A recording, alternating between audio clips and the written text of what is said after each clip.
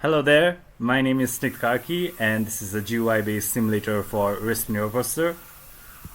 So this is the repository of RISP Neuroprocessor created by TENNLab. Here the simulator created for the neuroprocessor is CUI-based. You can learn how it works here in getting started. But today we are going to see how to use the GUI-based simulator. We are going to simulate this non-leaky SNN for XOR gate. You can learn how it works in the paper linked below. So first we go to this website, again linked below, and the first thing we do is create network. We start by placing the nodes and making the edges. So let's place the nodes here, here, here, here, and here, and let's make the edges. So after putting the edges according to the network, let's put the network side by side. So let's make the edges. After that's done, even if we make some mistakes, like say for example we don't want this, we mistakenly made this, then we can delete the edges, we can delete the nodes, and so on. We can set the inputs now. These two are the inputs, and this is the output. We can see the corresponding commands to what we are doing here in the activity log. Yeah, it's done. Now what we can do is we can rename the nodes according to the names in the paper. So this becomes A, this becomes B, this becomes H1, this becomes H2, hidden layer 1, hidden layer 2, and this becomes I believe A XOR B. Alright. Once that's done, we can set the properties if required. So if we see here, we can see the default value of delay is 15 everywhere. Yes, the delay is 15. So we need to change it to 1. We can set all edge property, and we can change the delay of all edges to the value 1. The value needs to be integer, and its minimum value is 1, and the maximum value that we can put in here is 15. The default value was 15 before, because we use this RISP1 empty.txt as our empty net. We can choose something else, but for now let's stick with it. After that we can set the weights. So we need to set these two weights to -1. So let's do that. For specific edge, we can do a set edge property and weight and -1. So this weight becomes -1, and let's do the same thing to this edge. Weight -1. So it's done. How it works is pretty simple. If the inputs are both 0 and 0, then there is no spike in the output, obviously. If the input is 1 and 1, then both the hidden layer gets a value of 1 and -1. So if both of them are getting spiked, then this gets a value of 1 from here, and this gets a value of -1 from here, and same thing, this gets a value of 1 from here, -1 from here, and both of them end up cancel. Both of them have charges of +1 and -1, so the total charge is 0 here and 0 here, so nothing happens.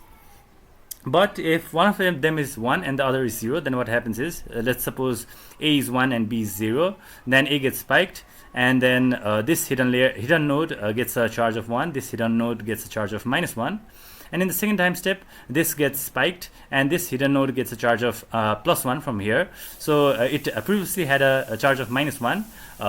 It retains that charge because we are using a non-leaky SNN. And because of that, the positive charge it received now and the negative charge it already had in the previous time step cancels out, and it gets 0 charge. And this spike also causes the output to spike, and therefore output of 1 to come. This hidden node gets 0 charge, and this hidden node again gets 0 charge at the end, and that's why this network can be reused again. I think we're done. Now we can just download the text file, download the log, and let's download it in desktop. And I think we're done. Let's go to home. You can also open the what we've downloaded. So what we've downloaded here is this. If we want to make some changes in here, then we can make them. We can make some changes here and save it too. But for now, we don't need any changes. And now once that's done, we can go and design our input spikes. So let's design it as dense spikes this time. Our input IDs are 1 and 2, so let's do 1 first, and let's give it 0 0 1 1, and let's do 2 next, and let's give it 0 1 0 1. ID 1 corresponds to node A, and ID 2 corresponds to node B, and let's have the runtime of 6. Alright, and now we can download that too. We can see what was downloaded.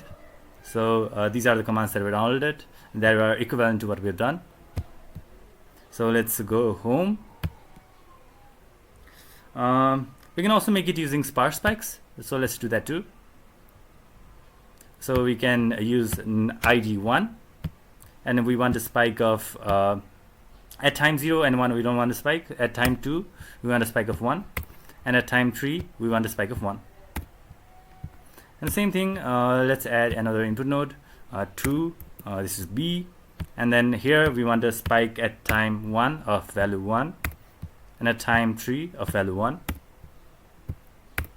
And we're going to run it for 6 time steps, and let's download it. So yes, we're done. Let's go home. Now let's simulate it. We can choose the network defining the file. So that is let's go desktop, and that is the network tool prompt. And we can choose the spike file. Let's use the file made using dense spikes, and let's process the files. Let's just save the zip file this time. We can see more information from it later. So what's happening here? So the inputs are, when the input is 0 0, then the output is 0. The output is delayed by time steps of 2. And then when it is 0 1, it's 1. When it's 1 0, it's 1. When it's 1 1, it's 0. But since there is no spike in the time step from 5 to 6, so the entire time step is not present here.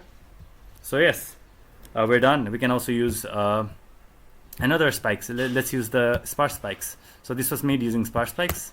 Let's do that. Let's try it again. Right, so network tool of here, and sparse spikes. Yes, and we're done. The same thing, the same waveform is present here, and yeah. Let's see what was in the zip file. So let's extract this. Let's extract it in the same place and show the files. So these two files come from the zip extraction. One is network file, which defines the network, and the other is result file. Here there is GSR output, and when the last fire time, the spike count, the spike times, the charges, and so on.